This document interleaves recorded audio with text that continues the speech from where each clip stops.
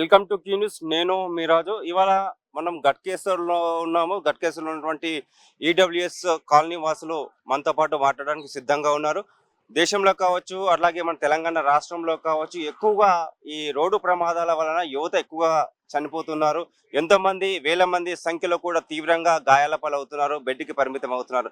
అయితే వీటి పట్ల యువత జాగ్రత్తలు తీసుకోవాల్సిన అవసరం ఎంతైనా ఉంది. ఇటు ప్రభుత్వం కూడా జాగ్రత్తలు చెబుతున్నప్పటికీ కూడా ఎంతో మంది యువత నిర్లక్ష్యంగా డ్రైవ్ చేయడం వలన ఓవర్ స్పీడ్ కావచ్చు, అలాగే రూల్స్కి విరుద్ధంగా రూల్స్ని ఉల్లంఘించడం వల్ల కూడా చాలా రోడ్డు ప్రమాదాలు జరుగుతున్నాయి. ముఖ్యంగా మనం మొన్న చూసుకోవచ్చు, ఔటర్ రింగ్ రోడ్డు మీద ఎక్కువగా ప్రమాదాలు జరుగుతున్నాయి. సుమారుగా వేల సంఖ్యలలో కూడా ఈరోజు మనం ఎన్నో ప్రమాదాలను కూడా చూస్తూ ఉన్నాము. ఎంతో మంది యువత ఈ రోడ్డు ప్రమాదాల వల్ల వారి యొక్క ప్రాణాలను కోల్పోతున్నారు. కుటుంబ సభ్యులంతా కూడా రోడ్డున పడుతున్న దుస్థితి కూడా మనకి కనపడుతుంది. అయితే దీనికి సంబంధించి వాళ్ళ ఎలాంటి జాగ్రత్తలు తీసుకోవాలన్న దాని మీద మనం ఒక అవేర్నెస్ కార్యక్రమాన్ని నిర్వహించడం జరుగుతుంది క్యూ న్యూస్ ద్వారా. ఇక్కడ మనతో పాటు గట్కేసర్ ప్రజలు ఉన్నారు. వారి ఒపీనియన్ ఏంటి, మరి దీని మీద ఎలాంటి జాగ్రత్తలు తీసుకోవాలి, తల్లిదండ్రులు కూడా ఎలాంటి జాగ్రత్తలు తీసుకుంటే బాగుంటుంది అన్న దాని మీద మాట్లాడడానికి మనతో పాటు ఇక్కడ ఉన్నారు. నమస్తే అండి సార్. నమస్తే అండి. మీ పేరండి? నా పేరు కేశవపట్నం ఆంజనేయులు అండి. ఓకే సార్, చెప్పండి. దేశంలో కావచ్చు, స్థానికంగా కావచ్చు, రోడ్డు ప్రమాదాలు చాలా ఎక్కువగా జరుగుతున్నాయి. ఎంతో మంది యువత ఓవర్ స్పీడ్ కావచ్చు, డ్రింక్ అండ్ డ్రైవ్ కావచ్చు, అలాగే రూల్స్ ఉల్లంఘించి డ్రైవ్ చేయడం వల్ల ఎన్నో ప్రమాదాలు జరుగుతున్నాయి, ప్రాణాలు కోల్పోతున్నారు. దీని పట్ల మీరు ఎలా అంటారు సార్? ఏమంటారు? ఈ రోజుల్లో ముఖ్యంగా తల్లిదండ్రులు పిల్లలకు వెహికల్స్ ఇచ్చుకుంటూ వాళ్ళ యాక్సిడెంట్లో చనిపోతున్నారు చాలా వరకు. ముఖ్యంగా ఈ ఓఆర్ పైన కానీ రోడ్ల పైన కానీ ముఖ్యంగా వాళ్ళు ఈ రోజుల్లో వేగం కన్నా ప్రాణం మిన్నటువంటి విషయం మీరు అందరూ తెలిసిన విషయమే. కాబట్టి ఎట్టి పరిస్థితుల్లో ఈ ఓవర్ స్పీడ్ పోవడం వల్ల వాహనాలను కూడా అధికంగా పిల్లలకు ఇవ్వడం వల్ల ముఖ్యంగా ఆ పిల్లలు ఇచ్చిన తర్వాత కూడా తల్లిదండ్రులకు కూడా ఎంతో ఆవేదన ఉంది. వాళ్ళు కూడా ఇదవుతున్నారు, చనిపోవడానికి కారణం అవుతుంది. కాబట్టి ముఖ్యంగా యువతకు చెప్పాల్సి ఏంటంటే స్పీడ్ పోవడం మాత్రం మంచి పద్ధతి కాదు. ముఖ్యంగా ఏదైనా పిల్లల స్కూల్ ఈ రోజుల్లో తల్లిదండ్రులు లక్షలు పెట్టి కాలేజీలకు పంపిస్తున్నారు. కాలేజీలో వచ్చి కూడా బైక్ మీద పోయి రాళ్ళను కూడా కొట్టుకుంటారు. వాళ్ళందరూ కూడా తల్లిదండ్రులు వాళ్ళ లక్షలు వెచ్చించి రేపు నా భవిష్యత్తులో మా పిల్లలు నాకు జీవనోపాధి ఉంటారనేటువంటి విషయంతో వాళ్ళు ఎన్నో లక్షలు పెట్టి వేరే జిల్లాల నుంచి కూడా పంపించుకుంటూ ఈ యొక్క వాహనాలకు బలైపోతున్నారు. కాబట్టి దీన్ని నివారించడం ఎట్లా అనే విషయం కూడా ఆలోచన విషయం. కాబట్టి ఓవర్ పైన మాత్రం చాలా అవుతున్నాయి. ముఖ్యంగా ఓవర్ స్పీడ్ చాలా కారణం. దీనికి చెవిలో సెల్ ఫోన్ పెట్టుకొని పోవడం, దానివల్ల కూడా చనిపోవడానికి కారణం అవుతుంది. వెనక నుంచి ఏమొస్తుండా ముందు నుంచి ఏమొస్తున్నటువంటి తెలియకుండా నేను యువతను కదా, నేను ఎంగురు కదా ఎదురు పెట్టిపోతూ ఆ రకంగా ప్రాణాలకు బలవుతున్నారు. కాబట్టి దీన్ని నివారించడానికి కూడా గవర్నమెంట్ తగు చర్య తీసుకోవాలంటే కూడా నేను మరీ కోరుకుంటున్నాను. ముఖ్యంగా తల్లిదండ్రులు ఎటువంటి బాధ్యత తీసుకుంటే బాగుంటుంది? తల్లిదండ్రులు ముఖ్యంగా పిల్లలకు ఎట్టి పరిస్థితుల్లో వాహనాలు ఇవ్వకూడదు, కార్లు ఇవ్వకూడదు, బైకులు ఇవ్వకూడదు. ఇంత దూరం వచ్చి పిల్లలు చదివిస్తున్నప్పుడు వాళ్ళకు వాహనాలు ఇవ్వడం, బైకులు అది మన కార్లు ఇవ్వడం, బైకులు ఇవ్వడం వల్ల వాళ్ళు నష్టపోతున్నారు. కాబట్టి వాళ్ళకి ఎట్టి పరిస్థితుల్లో ఇవ్వకూడదు. ముఖ్యంగా 18 ఏళ్ల వరకు కూడా గవర్నమెంట్ చట్టం తీసుకొచ్చింది, వాహనాలు ఇవ్వకూడదు పిల్లలకు. మన మైనర్ ఉన్నప్పుడు ఇవ్వకూడదు చెప్పి అన్నా కానీ వాళ్ళకి ఇచ్చుకుంటూ ప్రాణాలు కూడా పోగొట్టుకుంటున్నానని చెప్పని నేను తెలియజేస్తున్నాను. ముఖ్యంగా యువత డ్రింక్ అండ్ డ్రైవ్ చేస్తూ కూడా చాలా ప్రమాదాలకు కూడా గురవుతున్నారు. అది కూడా కరెక్టే. ముఖ్యంగా పిల్లలు ఈ రోజుల్లో 16, 17, 18, 19, 20 సంవత్సరాల వరకు కూడా డ్రంక్ అండ్ డ్రైవ్ చేసి దానివల్ల కూడా ప్రాణాలు కూడగొట్టుకుంటున్నారు. డ్రంక్ అండ్ డ్రైవ్ కూడా చాలా ఇది ఉన్నది. కాబట్టి దాన్ని అమల్లో పెట్టి దాన్ని ఆచరణలో పెట్టినట్టు అయితే ప్రాణాలకు మంచిగుంటుందని చెప్పని నేను తెలియజేస్తున్నాను. ఓకే, ఇక్కడ మనతో పాటు అనిల్ గారు ఉన్నారు. అనిల్ గారు చెప్పండి, మీరేమంటారు ఈ సమస్య మీద? ఇక్కడ మనతో పాటు మాట్లాడడానికి అనిల్ కూడా ఉన్నారు. అనిల్ చెప్పండి, ఈ సమస్య మీద మీరేమంటారు? సో రీసెంట్గా మనము మీ క్యూనిస్ ద్వారా నేను చాలా విషయాలు తెలియజేయడం జరిగిందండి. ఈ ఓఆర్ఆర్ పైన దాదాపుగా ఈ యొక్క 5 సంవత్సరాల కాలంలోనే 11,000 అటువంటి దాదాపుగా యాక్సిడెంట్లు ఓఆర్ఆర్ మీద జరిగినది. దేశంలో చూస్తే ప్రపంచంలో ప్రథమ స్థానం యాక్సిడెంట్లలో మనమే ఉన్నాము ఈరోజు. ఎందుకంటే అటు నేషనల్ హైవేలు పెరుగుతూ ఉన్నవి, జనాభా పెరుగుతున్నారు. జనాభా కంటే ముందుగా ఏమైపోతుందంటే వెహికల్స్ అనేది విచ్చలవిడిగా ఇంటికి ఒక 5 వెహికల్స్ 6 వెహికల్ కొనుగోవడం వల్ల ఒక్కొక్క మనిషికి ఒక వెహికల్ ఉండడం వల్ల ఏమైపోతుందంటే ట్రాఫిక్ అనేది ఎక్కువ పెరిగిపోతూ ఉన్నది. ఈ ట్రాఫిక్ పెరిగిపోతున్నప్పుడు ప్రభుత్వం ఏం చేస్తూ ఉంది, దాని తగ్గట్టు బ్రిడ్జ్లు నిర్మించడము, తర్వాత నేషనల్ హైవేస్ నిర్మించడము జరిగినప్పుడు ఏం చేయాలి మనం కూడా? అది ఎందుకు పెంచారు అంటే మన ఒక గమ్యాన్ని సురక్షితంగా చేరుకోవడానికి వాళ్ళు మనకి కల్పించడం అవకాశం మనం ఏం చేస్తున్నాం ఇలా ఓవర్ స్పీడ్కి వెళ్ళడము. ఓవర్ స్పీడ్ వెళ్ళిన తర్వాత మనం ఏం చేయాలి? మనం అక్కడ కంట్రోల్ అనేది తప్పడం వల్ల ఏమైతే మనకంటే ముందు పక్కన వాళ్ళకి ఎక్కువ ప్రమాదాలు జరుగుతున్నాయి కాబట్టి దాన్ని దృష్టిలో పెట్టుకొని మనం తీసుకోవాలి. నిన్ననే ఓవరాల్ ఎగ్జిట్ నెంబర్ 12 దగ్గర కూడా ఒక యాక్సిడెంట్ జరిగింది. ఒక వ్యక్తి థర్డ్ లైన్ నుంచి వస్తున్నాడు, ఒక వ్యక్తి ఫస్ట్ లైన్ నుంచి వస్తున్నాడు. లెఫ్ట్కి వస్తే తను డ్రైవర్ వృత్తి చేస్తామంట. వాళ్ళ సార్ నాకు త్వరగా రావాలంటే విషయంలో తను 120 స్పీడ్లో వెళ్ళినప్పుడు షిఫ్ట్ కార్ను గుద్దితే దాదాపు ఆల్మోస్ట్ ప్రాణ నష్టం నుంచి బయటపడ్డారు. కానీ అది ఎందుకు జరుగుతుంది? ఇలా ఓఆర్ఆర్ మీద దాదాపుగా 10 కేసులు అనేది నమోదవుతున్నాయి. చిన్నపాటి కానీ పెద్దపాటి కానీ యాక్సిడెంట్ జరుగుతూ ఉన్నది. రీసెంట్లీగా మనం చూసినట్టయితే చేవెళ్ళ ప్రమాదం కూడా మనము కొన్ని నెలల కింద జరిగింది. 25 మంది ప్రాణాలు కోల్పోయినారు. అక్కడ ఎవరిది తప్పిదం అంటే డ్రైవర్ నిర్లక్ష్యం వల్ల తప్పిదం. అది ఒక డ్రైవర్ నిర్లక్ష్యంని తీసుకొచ్చి దాన్ని మనం ఏం చేస్తాము, అక్కడ జరిగిన సంఘటన తీసుకొచ్చి యూట్యూబ్లలో పెడతాము, వీడియోలలో పెడతాము, కానీ మనం ఆచరించలేని పరిస్థితిలో ఉన్నాము. కాబట్టి మనం దాన్ని ఆచరించాలి. తల్లిదండ్రులు కూడా ఏంటంటే శ్రద్ధ తీసుకోవాలి పిల్లలపైన. మీరు కొత్తగా వచ్చేటువంటి సిస్టమ్ ఏదైతే ఉందో కొన్ని సిస్టమ్ కూడా చెప్తా ఉన్నానండి.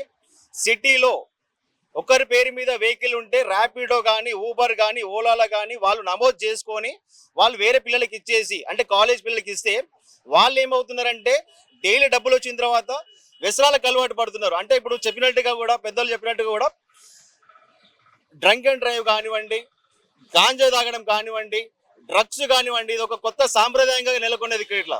ఇలా రోజు డబ్బులు తినడం వల్ల ఏంటంటే ఇలాంటి ప్రమాదాల నుంచి ఏమైపోతున్నాయి, తను మత్తులో అసలు ఎలా డ్రైవ్ చేస్తున్నాను, బండి కంట్రోల్ చేస్తున్నానా, వెనక ఏ వెహికల్ వస్తుంది, ముందే ఏ వెహికల్ వస్తుంది తెలియని పరిస్థితిలో ఉన్నది.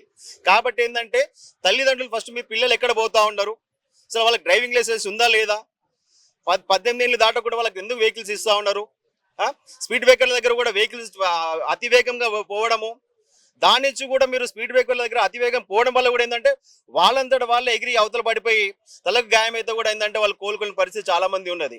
ఈ యొక్క గట్కేసర్ ప్రాంతంలో చూసుకుంటుంటే ఈ యొక్క సర్కిల్ నుంచి కొండాపూర్కి వెళ్ళే వరకు రోజుకి 1-2 యాక్సిడెంట్లు, చిన్న యాక్సిడెంట్లు, పెద్ద యాక్సిడెంట్లు జరుగుతూ ఉంటుంది. మైనర్లకి అంటే 14-15 సంవత్సరాల పిల్లలకి, అంటే నా కొడుకు గొప్పవాడు బండి నడిపితే మంచి ఒక హీరో అయిపోయింది అనుకొని మీరు భావిస్తున్నారు, కానీ ప్రాణం చాలా విలువైంది. ఒకసారి కడుపు కోత మీకు ఒకసారి మిగిలితే అది ఎలా ఉంటుంది అనేది మీకు కాదు, కొంతమంది గతంలో అనుభవించిన వాళ్ళు ఉన్నారు. కొంతమందే కాదు, రీసెంట్లీగా మన ఓఆర్ఆర్ పైన కంటోన్మెంట్ ఎమ్మెల్యే లాసె నందిత గారు కూడా ఒక 100 స్పీడ్లో వెళ్తేనే తన ప్రాణాలు కోల్పోయింది. అలాంటిది మనం అందరం కూడా అలాంటి వాటిని తెలిసి కూడా మనమే వాళ్ళు అలాంటి తప్పులు చేస్తాం. కాబట్టి అలాంటి తప్పులు చేయకుండా తల్లిదండ్రులు పిల్లలు ఏం చేస్తూ ఉన్నారు, అసలు వెహికల్ ఎందుకు కొనియాలి, వాళ్ళకి ఏం అవసరం ఉన్నది, అసలు వాళ్ళు కాలేజ్ పోయేటప్పుడు కూడా వెహికల్ ఎందుకు ఇవ్వాలి అని ఒకసారి దృష్టి సారించి అలాంటి వెహికల్స్ ఇవ్వకుండా వాళ్ళకి కట్టడి చేసే ప్రయత్నం వాళ్ళు చేయాలి. అలాగే చూసుకుంటా ఉంటుంటే నేషనల్ హైవేలలో కూడా ఏంటంటే ఓవర్ స్పీడ్, అంటే ఒక లైన్లో వెళ్ళినప్పుడు లారీలు ఎటువైపు వెళ్ళాలనేది కూడా తీసుకోవాలి. కానీ లారీలు లైన్ నెంబర్ 1కి వెళ్ళినప్పుడు ఆ లారీ లైన్ నెంబర్ 1లో ఓవర్ స్పీడ్ వచ్చేసి ఏంటంటే 120 స్పీడ్ ఉంటుంది. కార్లు వెళ్ళే ప్రాంతంలో అది వెళ్ళేసరికి అవతల వ్యక్తి సెల్ ఫోన్ మాట్లాడుతూ ఉంటాడు, తను సడన్లీగా వచ్చేసరికి ఆపేసరికి అక్కడ భారీగా యాక్సిడెంట్ జరిగి ప్రాణాలు కోల్పోయేటువంటి సమయం ఉంది. ఇంకోటి ఏంటంటే ఇక్కడ మనము ఒక సంఘటన జరిగిన తర్వాత ఒక గంట లోపల అంటే 60 నిమిషాల లోపల తనని ఆసుపత్రికి చేర్చాల్సినటువంటి బాధ్యత మనకు ఉంటుంది. కానీ మనం అక్కడ వెళ్ళిపోయి ఏం చేస్తా ఉన్నాము, వీళ్ళు ఎక్కడి నుంచి వచ్చినారు, వీళ్ళు ఏం చేస్తారు, వీళ్ళు ఎట్లా వచ్చినారు, ఇన్వెస్టిగేషన్ చేస్తారు తప్పించి మరి వాళ్ళకి అంబులెన్స్ ఫోన్ చేసి సరైన సమయంలో చికిత్స అందించే విధంగా వీళ్ళు ఎప్పుడు కూడా రెస్పాన్స్ అవ్వట్లేదు. ప్రజలు కూడా కొంచెం ఆలోచించాలి. అక్కడ జరిగినప్పుడు మనం క్వశ్చన్ చేయడం కాదు, మన బాధ్యత తీసుకొని వాళ్ళు ఇమీడియట్ గా సురక్షితమైనటువంటి హాస్పిటల్ దగ్గర ఎక్కడ ఉంది తీసుకుపోయి ప్రాథమిక చికిత్స చేయించి వాళ్ళని ప్రాణాల నుంచి కాపాడే ప్రయత్నం మనం చేయాలి. ముఖ్యంగా ఇంకోటి అండి, మొన్న రీసెంట్ గా జరిగింది యశ్వంత్ రెడ్డి ఆ అబ్బాయి కొత్తగా లగ్జరీ వెహికల్ కొన్నాడు, ఓఆర్ఆర్ రోడ్డుకి ఎక్కి సుమారుగా 203 ఓవర్ స్పీడ్తో వెళ్ళిండు. ఈ విషయం తెలుసుకున్న పోలీసులు వెంటనే అతని యొక్క అకౌంట్ని ఏదైతే ఇన్స్టాగ్రామ్ రీల్ ఉందో అకౌంట్ని సీజ్ చేయడం జరిగింది. ఆ అబ్బాయిని పట్టుకొచ్చి అరెస్ట్ చేసి రిమాండ్ పంపించారు, వెహికల్ని కూడా సీజ్ చేసేసారు.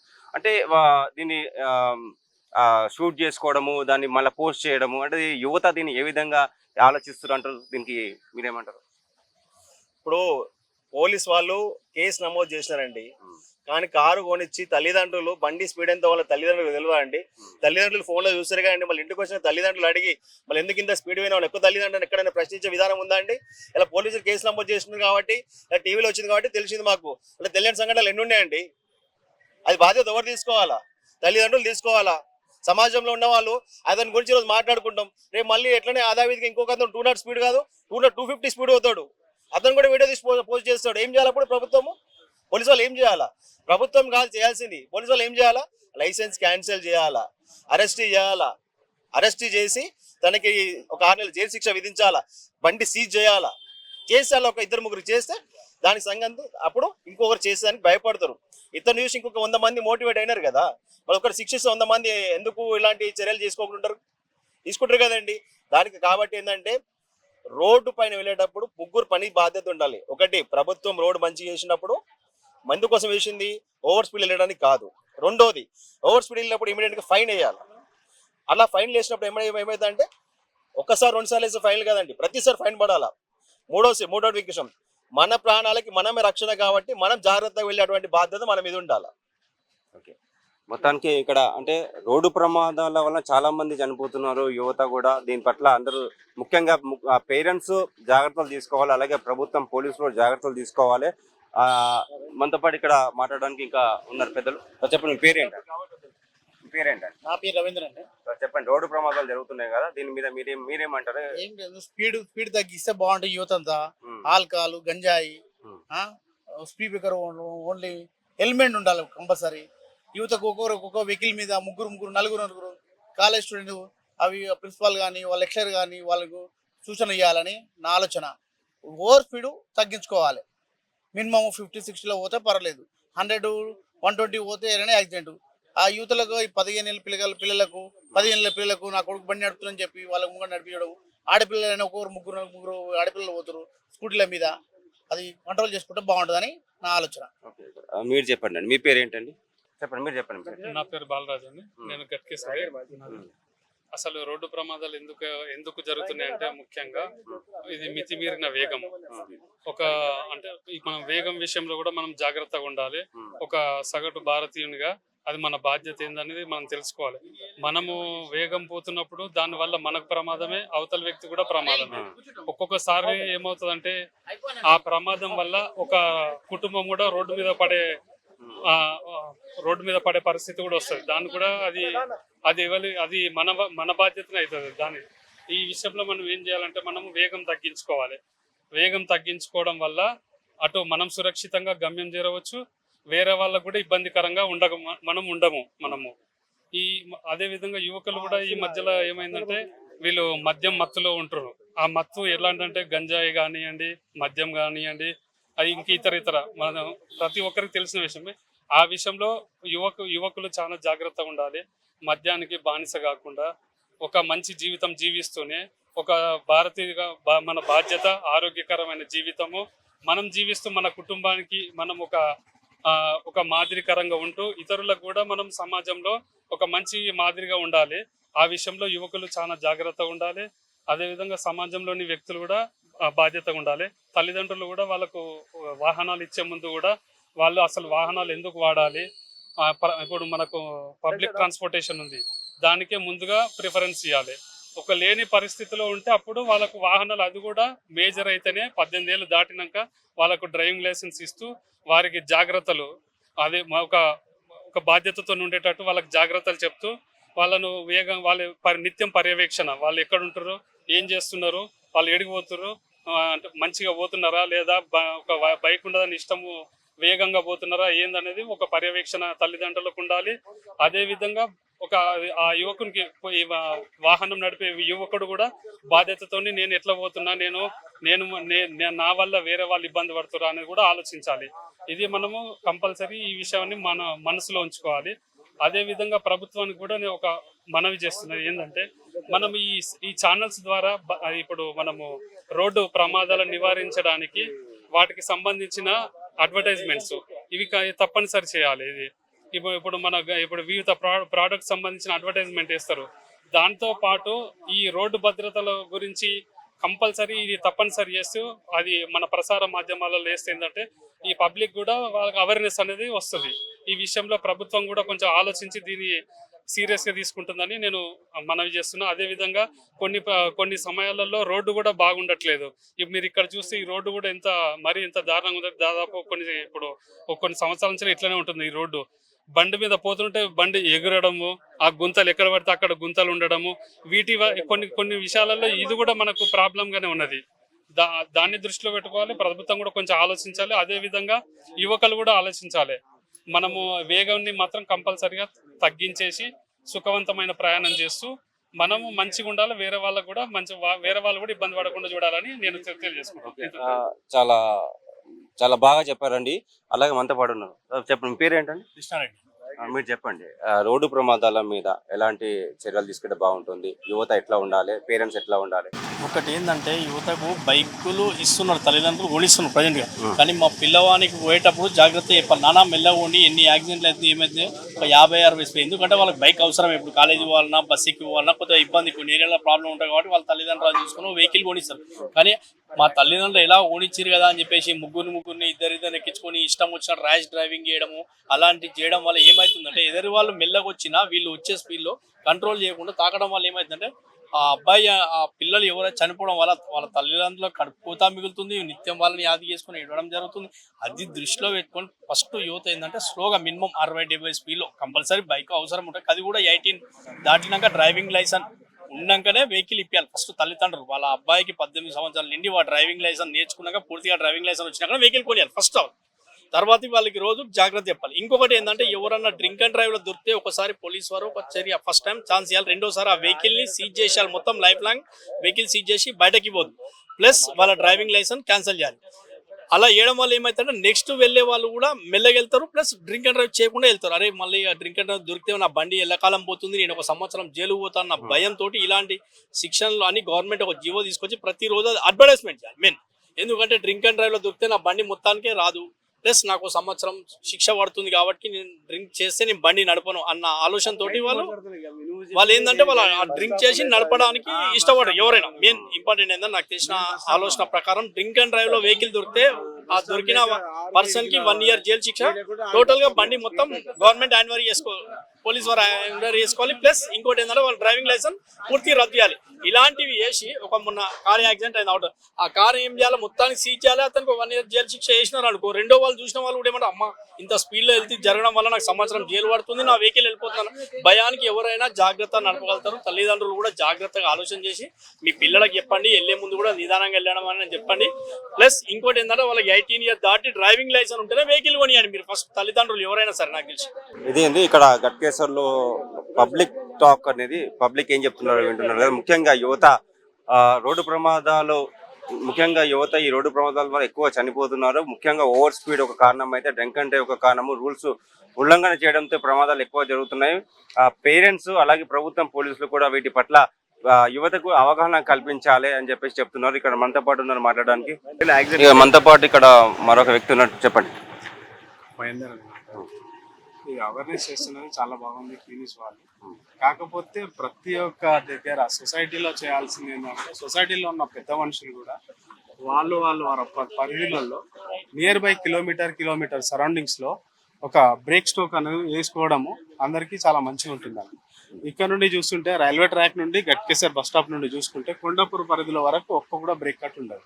సో అప్పుడు యువత, కాలేజ్ పిల్లలు కావచ్చు, మన ఇంట్లో ఫ్యామిలీ మెంబర్స్ ఎవరైనా కావచ్చు, ఒక్కొక్క బైక్ పైన 2-3 లేదా ఆ పిల్లలు వెళ్తున్నారు. సో వాడు కంట్రోల్ చేసుకునే స్ట్రెంత్ మన దగ్గర లేదు, బట్ ఆ బైక్ పైన వాడు 60-80 స్పీడ్ లో వెళ్తున్నాడు. సో అప్పుడు ఎక్కడ కూడా కంట్రోల్ చేయడు. ఆపోజిట్ వల్ల వచ్చే వాళ్ళకి అర్థం కాదు. ఒక ఫ్యామిలీతో పోతాడు, వాడు ఫ్యామిలీని కంట్రోల్ చేయాలా, వాడు గుద్దాలా, తగలాలా. ఇప్పుడు ఎగ్జాంపుల్ ఇక్కడ లైవ్ లో చూపిస్తాను మీకు. ఇక్కడ కెమెరా ఏమనుకోకుండా తిప్పండి.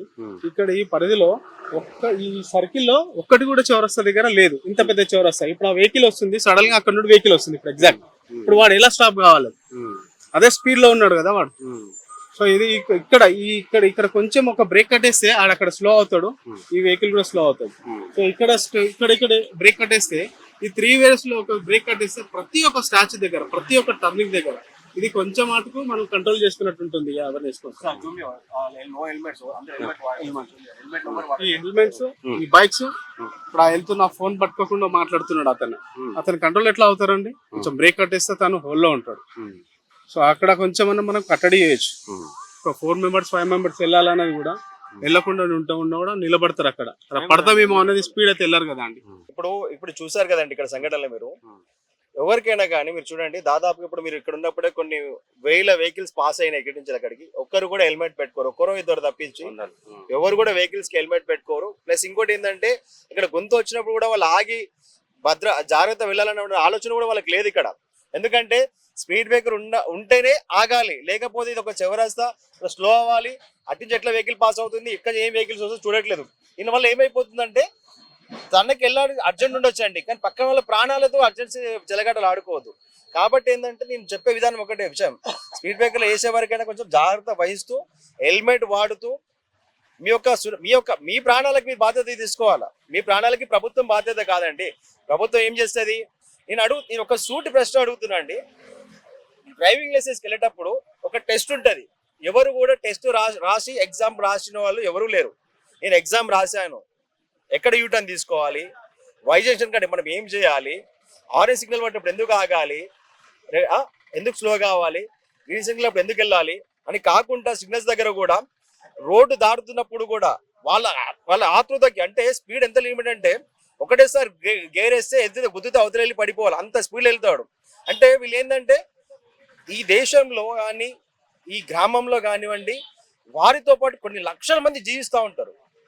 సో నీ పని నీకు ఎంత అవసరమో అవతల ప్రాణాలు అంతకంటే ఎక్కువ అవసరం.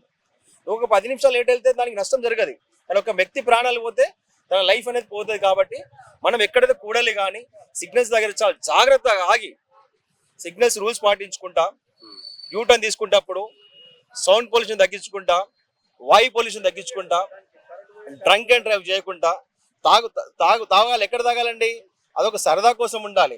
కానీ సరదా కోసం తాగి ప్రాణాలు కోల్పోయేటువంటి సరదా తీసుకోవద్దు. నేను చెప్పేది ఏంటంటే కొత్తగా గంజాయి అనేది ఏంటంటే ప్రతి బండిలో వెతుకుతే ఒక 100 బండ్లు వెతుకుతే కనీసం 20-25 బండ్ల గంజాయి దొరుకుతుంది. అలా దొరకండి. ఆ గంజాయి తాగిన తర్వాత ఏమైపోతుంది, నిషాల డ్రగ్స్ కలిగి అడిక్ట్ అవుతున్నారు. అంటే మందు నుంచి గంజాయి నుంచి డ్రగ్స్లు ఏమైపోతున్నారు, ఈ తాగిన తర్వాత వీళ్ళు విచక్షణతో కోల్పోవడం వల్ల ఏంటంటే క్రైమ్ రేట్ పెరుగుతూ ఉన్నది. అంటే యాక్సిడెంట్లే కాదు, మర్డర్ కూడా పెరుగుతూ ఉన్నది, దొంగతనాలు పెరుగుతూ ఉన్నది. కాబట్టి ఏంటంటే ఈ డ్రంక్ అండ్ డ్రైవ్ అనే సిస్టమ్ తీసుకొచ్చినారు పోలీసు వాళ్ళు, బాగానే ఉంది, హర్షించదగ్గ విషయమే. కానీ ఏం చేస్తూ ఉన్నారు, బార్లలో మీరు వైన్ షాప్లు ఇస్తారో పర్మిట్ రూమ్లు మీరే ఇస్తారు, అలా మీరే కూర్చోబెడతారు. మళ్ళీ అక్కడ తాగిన తర్వాత మళ్ళీ ఇంటికి ఎట్లా పోమ్మంటారు చెప్పండి. మళ్ళీ ఒక పని చేయాలి, మీరు అక్కడ పర్మిట్ రూమ్లో ఎత్తేసేయాలి. వైన్ షాప్ల కాడ రోడ్ మీద తాగిన వాళ్ళకి ఏం చేయాలి, మీరు అతను తాగిన తర్వాత పట్టుకున్న తర్వాత లైసెన్స్ అని పూర్తిగా రద్దు చేయాలి. పూర్తిగా రద్దు చేయడం వల్ల ఏమైపోతుంది, తాగలేడు. లైసెన్స్ లేకుండా తను నడిపితే ఏమవుతుంది, ఏం చేయాలా, 1 సంవత్సరం జైలు శిక్ష మినిమం వేయాలా. మనం ఏం చేస్తున్నాము, భారతదేశంలో 1000 రూపాయలు 2000 రూపాయలు చలాన్ లేసుడు, లేదంటే రికమెండేషన్లు చేయించుడు, వీటి వల్ల ఎన్ని రంకెడలు పట్టుకున్నా కానీ ఈజీగా జరిగిపోతూ ఉన్నాయి. ప్రభుత్వము కూడా కొన్ని బాధ్యతలు వహించాలి. ఎక్కడ బాధ్యతలు వహించాలి, డ్రగ్స్ నిర్మూలన చేయాలి, గాంజా నిర్మూలన చేయాలి, హెల్మెట్లు లేకపోతే వెహికల్స్ నడపడానికి హెల్మెట్ కంపల్సరీ చేయాలి, సీట్ బెల్ట్ కంపల్సరీ చేయాలి, కార్లో స్మోకింగ్ చేయకూడదు, వెహికల్ నడిపేటప్పుడు స్మోకింగ్ చేయకూడదు, సెల్ ఫోన్ డ్రైవింగ్ వాడకూడదు. తర్వాత ఇంతకంటే ముందు విషయం చెప్పింది ఏంటంటే, ఇంతకంటే చెప్పిన విషయం ఇంకా పెద్దలు చెప్పారు ఏంటంటే, కాలేజ్ వాళ్ళు కూడా చెప్పాలన్నారు, కాలేజ్కి హెల్మెట్ లేకుండా మీరు చూడండి, బీటెక్ విద్యార్థి అంటే దాదాపుగా 18 ఏళ్ళ లోపలనే ఉంటాడు. మరి అలాంటి కాలేజ్లో వాళ్ళకి ఎట్లా లైసెన్స్ వస్తుందండి, 19 ఏళ్ళు వచ్చినప్పుడే కదండి, 18 ఏళ్ళు నిండి 19 ఏళ్ళు రావాలి. అంటే నువ్వు బీటెక్ ఫస్ట్ ఇయర్ వెహికల్ తీసుకునేది నీకు లైసెన్స్ లేదని చెప్పి ప్రూవ్ అయిపోయింది అక్కడ. మళ్ళీ అట్లాంటి ఇప్పుడు కాలేజ్లలో లక్షల వేల వెహికల్స్ ఉన్నప్పుడు కాలేజ్ ఎందుకు యాక్షన్ తీసుకోవట్లేదు, అక్కడ హెల్మెట్లు లేకుండా స్పోర్ట్స్ బైక్లను తీసుకొస్తున్నారు. ఇలా మీ కొడుకులకి లక్షలు పెట్టి బండ్లు కొనిస్తున్నారు. ఇలా 10 లక్షల బండి అంటండి, 5 లక్షల బండి అంట, దానివల్ల సౌండ్ పొల్యూషన్ వస్తూ ఉంది. అది వాళ్ళు పక్క నుంచి పోతా ఉంటుండే ముసలి వాళ్ళకి, అంటే వాళ్ళకి హార్ట్ పేషెంట్స్ ఉంటారు కదా, వాళ్ళకి ఒక దడలక్క వచ్చి వాళ్ళు అక్కడికక్కడ కుప్పగొలిపే పరిస్థితి చాలా వరకు ఉన్నది.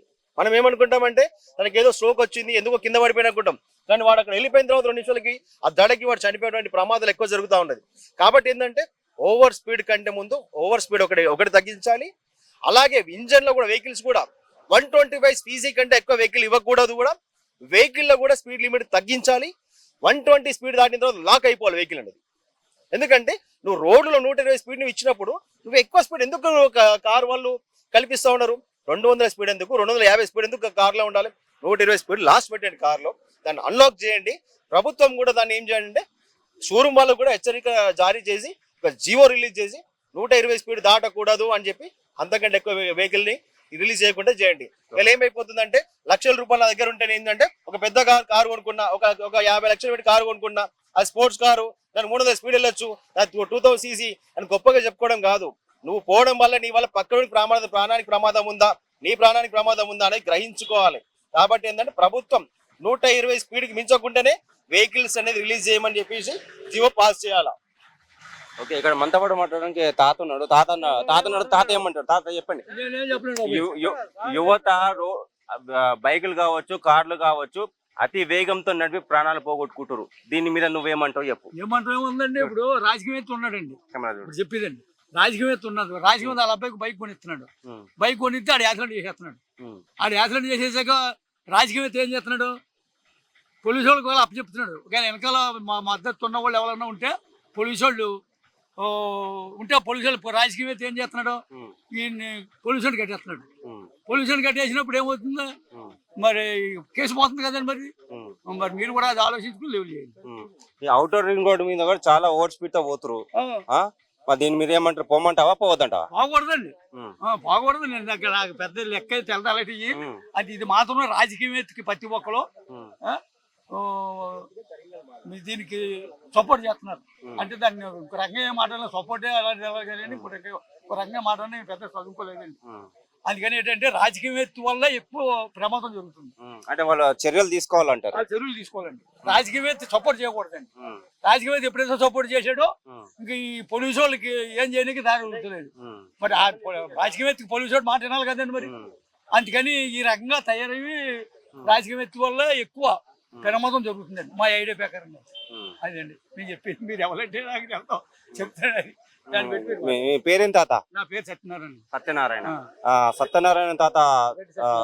రెడ్డి సత్యనారాయణ మా ఆంధ్ర. నేను ఇక్కడ విద్యుత్ అనుకుంటారండి మా వాళ్ళు, వాళ్ళ దగ్గర చూడడానికి వచ్చానండి. అది చెప్తాకండి. ఓకే, తల్లిదండ్రులకి మీరు ఏం మెసేజ్ ఇస్తారు? తల్లిదండ్రులకి ఏం చెప్తారు? తల్లిదండ్రులకి మేమంతా పెద్ద చదువు కాదండి, మేము మామూలుగా వ్యవసాయం పని అండి మాకు. అందుకని వ్యవసాయంలోనే దింపుతామండి. మాది ఆంధ్ర అండి. ఆంధ్ర ఇప్పుడు పబ్లిక్ ఏం చెప్తారు మీరు? పబ్లిక్ వెళ్ళి జాగ్రత్తగా వెళ్ళండి చెలోకి అని చెప్తామండి. మాకు సైకిల్ అండి, బైకులు కూడా ఉండవండి. సైకిల్ నేను బైక్ కూడా తొక్కలేండి, సైకిల్ అండి. నాకు మోపు కట్టి కోసుకొచ్చినా ఏం కోసుకొచ్చినా ఆ సైకిల్ మీద తెచ్చుకుంటాను. మీ పేరు ఏంటండి? తర్వాత ఇంకోండి అండి, ఇప్పుడు నేను లైన్ పద్ధతిగా వెళ్తున్నాను అనుకోండి, ఆతులో లైన్ గా వస్తలేదు కదండి. ఆడి వల్ల నాకు ప్రమాదం జరుగుతుంది. ఆడి బాగానే పోతున్నాడు, నన్ను గుర్తించిపోతున్నాడు. అదేనా వాటి ఇప్పుడు చెప్పుకుండేది. అది కూడా మీరు జాగ్రత్తగా లెవెల్ చేయాలి. ఓకే ఓకే, మీరు చెప్పండి. మీ పేరు ఏంది? పండుగ వెంకటేష్. అతివేగము ప్రాణానికి ముప్పు. ఇంట్లో భార్య, 2 పిల్లలు ఉంటారు, సచ్చేటోడు ఒకడు వస్తాడు. ఇంట్లో అమ్మ, నాయన, కొడుకు, బిడ్డ, ఒకని పైన ఒక 10 మంది ఆధారపడి బతికేటోళ్ళు ఉంటారు. ఆధార చేసేటోళ్ళే రోడ్డు మీద అది దుర్మార్గంగా చనిపోతే ఇంట్లో ఉన్న భార్య, పిల్లలు, వాళ్ళ చదువులు, మంచి చెడు చూసుకునే ఎట్లా మెల్లగా పోమంటావా? మెల్లే పోతేనే కదా ఇంట్లో భార్య, పిల్లలు, తల్లి, తండ్రి అంతా సంతోషంగా ఉంటారు. నేనే ఎగ్జాంపుల్. నా వెనుక 5 భక్తులు, నేనే వస్తే 5 పరిస్థితి ఏమవుతుంది? సచ్చటోడు ఒకడు, ఇంట్లో ఉన్నోళ్ళు 5, 6. ఒకడు వస్తే ఇంట్లో కుటుంబం రోడ్ ఎక్కుతుంది, రోడ్డు మీద పడుతుంది. ఆ ఒక్కని ప్రాణాన్ని గురించి అయినా, వాని కుటుంబ సభ్యుల గురించి అయినా వీళ్ళు ఒళ్ళు దగ్గర పెట్టుకొని అంత జాగ్రత్త పోతే అంత మంచిది. వాడు ఒళ్ళు దగ్గర పెట్టుకోక అతివేగంగా పోతే సచ్చేటోడు ఒకడు వస్తే వాని ఇంట్లో భార్య, పిల్లలు, 2, 3 పిల్లలు, తాత, మా అమ్మమ్మ, నాయనమ్మ, ఒకరి పైన 5, 6 ఆధారపడుతూ ఉంటారు. వాడే వస్తే వీళ్ళు పరిస్థితి ఏమవుతుంది? యాచకులు అవుతారు. మసీదులో అక్కడ కూర్చొని ఆడుకొని తినవలసి వస్తుంది. దయచేసి ఇటువంటి యూటర్న్ కాడ ఒక సిగ్నల్ లేకుంటే బ్రేక్ కట్టను వేసి చేయాలని నా యొక్క విన్నపం. ఓకే. ఇది ఇక్కడ గట్కేశ్వర్లో ఉన్నటువంటి ప్రజలంతా కూడా రోడ్డు ప్రమాదాల నివారణకు సంబంధించి ఎలాంటి జాగ్రత్తలు తీసుకోవాలి, ముఖ్యంగా పేరెంట్స్ తల్లిదండ్రులు ముఖ్యంగా పిల్లలకు చెప్పుకోవాలి, జాగ్రత్తగా ఉండమని చెప్పాలి, రూల్స్ పాటించమని చెప్పాలి. అలాగే 18 బిలో ఉన్నటువంటి పిల్లలకి ఎవరు కూడా వాహనాలు ఇవ్వకూడదు. 18+ ఉన్న వారికి జాగ్రత్తలు చెప్పాలి. ప్రతి చోట కూడా రూల్స్ పాటిస్తూ ఓవర్ స్పీడ్ వెళ్లకుండా జాగ్రత్తగా లిమిట్స్ అంటే రూల్స్ పాటిస్తూ నియమాలు పాటిస్తూ వెళ్ళాలని చెప్పేసి కూడా ఇక్కడ ఉన్నటువంటి ఇందులో పేరెంట్స్ కూడా ఉన్నారు. పేరెంట్స్ చెప్పడం జరుగుతుంది. అలాగే ఇక్కడ ఉన్నటువంటి తాతలు కూడా చెప్పడం జరుగుతుంది. తాత కూడా అదే చెప్తున్నాడు, జాగ్రత్తగా వెళ్ళాలి, ఇంట్లో కుటుంబం ఉంటుంది, కుటుంబాన్ని దృష్టిలో ఉంచుకోవాలి. ఏదైనా ప్రమాదం జరిగితే కుటుంబం రోడ్డు పైన పడిపోతుంది, మరి అది కూడా ఆలోచన చేయాలి. మీ ప్రాణమే కాదు అవతల ప్రాణం కూడా నష్టమే జరుగుతుంది, అవతల ప్రాణం పోతుంది, మీ ప్రాణం పోతుంది. కాబట్టి జాగ్రత్తగా ఉండాలి, జాగ్రత్తగా బైక్ నడిపియాలి. అలాగే పోలీసులు కూడా అన్ని చర్యలు తీసుకుంటూ ఇలాంటి రోడ్డు ప్రమాదాలు నివారించాలని చెప్పేసి కూడా ఇక్కడ ఉన్నటువంటి తాతలు కూడా చెప్పడం జరుగుతుంది. ఇది ఇక్కడ పరిస్థితి. సాధారణంగా హైవేస్ కావచ్చు, సాధారణ రోడ్స్ కావచ్చు, ఈ రహదారుల మీద ఎక్కువ ప్రమాదాలు జరుగుతున్న ఈ నేపథ్యంలో వీటి పట్ల ఎలాంటి చర్యలు తీసుకోవాలి, మరి సామాన్య పబ్లిక్ టాక్ ఏంటి, అలాగే నాయకులు ఏమంటున్నారు, దీని పట్ల ఎలాంటి చర్యలు తీసుకోవాలన్న దాని మీద మాట్లాడడానికి మనతో పాటు ఉన్నారు. సార్ చెప్పండి, మీరు చెప్పండి. ఈ రోడ్డు ప్రమాదాలు ఎక్కువ జరుగుతున్నాయి కదా, దీని పట్ల ఎలాంటి చర్యలు తీసుకుంటే బాగుంటుంది అంటారు? ముఖ్యంగా యువతకు అవేర్నెస్ ఎక్కువ తెలుసుకోవాలి దాని విషయంలో. ఎందుకంటే ర్యాష్ డ్రైవింగ్ కానీ దీని మీద కొద్దిగా లైసెన్స్ ఇచ్చేటప్పుడు కానీ అవగాహన కొద్దిగా ఇంకా ఎక్కువ పెంచాలి. మామూలుగా గవర్నమెంట్ ఇప్పుడు యాక్సిడెంట్లు ఎందుకు అవుతుందంటే స్పీడ్ పోవడం, ఓవర్టేక్లు మరియు మద్యం సేవించి కూడా జరుగుతున్నాయి. అది కూడా యువత ఆలోచించి జాగ్రత్తగా ఉండాలి. తల్లిదండ్రులే కానీ మనకు తోటి సమాజంలో ఉన్న వ్యక్తులు అందరూ తెలియక చేసిన వాటిని మనం కొంచెం వాళ్ళకి చెప్పి యువత జాగ్రత్తగా ఉండమనేది చెప్పు. మత్తు పదార్థాలకు కూడా బానిసలే ఇష్టం ఉన్నట్టు డ్రైవింగ్ జరుగుతుంది. దాన్ని కొంచెం కంట్రోల్గా మన ప్రభుత్వమే కానీ మనమే కానీ ప్రతి ఒక్కరికి బాధ్యత ఉంది దాంట్లో. ఆ విషయంలో మన ప్రభుత్వమే చేయాలనేది కాదు, మనం కూడా అందరికీ అవేర్నెస్ కొద్దిగా ఎక్కువ తెలియపరచాలని. ముఖ్యంగా పేరెంట్స్ కి మీరు ఏం చెప్పదలుచుకున్నారు? పేరెంట్స్ ఎట్లా జాగ్రత్తలు తీసుకోవాలి, పిల్లలకి ఏమని చెప్తే బాగుంటుంది? పేరెంట్స్కు ముఖ్యంగా పేరెంట్స్కే బాధ్యత ఉంటుంది. పిల్లలు ఏం చేస్తున్నారు, ఏ విధంగా తిరుగుతురు కొద్దిగా అవగాహన ఉంచుకోవాలి పేరెంట్స్ కూడా. అంటే చెడు వ్యసనాలకు బానిసలు అవుతురా లేకుంటే ఎట్లా తిరుగుతురు అనేది తల్లిదండ్రులే ముఖ్యంగా ఫస్ట్ బాధ్యత వాళ్ళకే ఉంటుంది. వాళ్ళు తెలుసుకొని వాళ్ళకు కొద్దిగా నచ్చ చెప్పడం. కాకపోతే ఇవాళ పిల్లలు చెప్తే కూడా నే పరిస్థితులలో లేరు కొందరు, వారికి కూడా నచ్చ చెప్పాలని పేరెంట్స్ కూడా ముఖ్యంగా తెలియదు. ముఖ్యంగా కార్ కానీ బైక్ కానీ 2 వీలర్స్ ఇవ్వడం వల్ల కూడా పిల్లలు ఓవర్ స్పీడ్ చేయడం వల్ల ఎక్కువ ప్రమాదాలు జరుగుతున్నాయి. అంటే వాళ్ళకి బైక్ ఇచ్చే ముందు కానీ కార్ ఇప్పించే ముందు కానీ పేరెంట్స్ ఏమని వాళ్ళకి సూచనలు ఇస్తే బాగుంటుంది? మైనర్కి అయితే ఇవ్వకూడదు. మైనర్కి కొద్దిగా మైనర్ల వల్ల కూడా కొద్దిగా యాక్సిడెంట్స్ జరుగుతున్నాయి. ముందే వాళ్ళకు నేర్పించి సరైనది వస్తుందన్న తర్వాతనే వెహికల్ వాళ్ళకు చెప్పడం మంచిది. ఏదో బాబు అడిగిండు కదా అని మనం ఇప్పించడం కరెక్ట్ కాదు. అది వారికి దాంట్లో నైపుణ్యం నేర్పించి ఇవ్వడం వల్ల ఈ యాక్సిడెంట్ కొన్ని తగ్గే అవకాశాలు. ఓకే, ఇది మొత్తానికి మనకి పబ్లిక్ టాక్. రోడ్డు ప్రమాదాలు ఎక్కువ జరుగుతున్నాయి కదా, మళ్ళీ దీనికి సంబంధించి ఎలాంటి జాగ్రత్తలు తీసుకోవాలి, ముఖ్యంగా పేరెంట్స్ పిల్లల పట్ల ఏ విధంగా వ్యవహరించాలి అనే దానిపై ఇవాళ మనం పబ్లిక్ టాక్ చూసాము. నెక్స్ట్ మరొక పబ్లిక్ టాక్ తో మళ్ళీ కలుద్దాం. నమస్తే. క్యూ న్యూస్ లో వీడియో ఎడిటర్లు కావాలను మీడియా రంగంలో మీ టాలెంట్ కు ఇది సరైన వేదిక. 3 నుండి 4 సంవత్సరాల ఎక్స్పీరియన్స్ ఉండి Photoshop, Premiere Pro, After Effects లో నైపుణ్యం ఉన్నవారు కావాలను. ఫ్రెషర్స్ కూడా అవకాశాలున్నాయి. ఆసక్తి ఉన్నవారు వెంటనే సంప్రదించండి. 8143001981.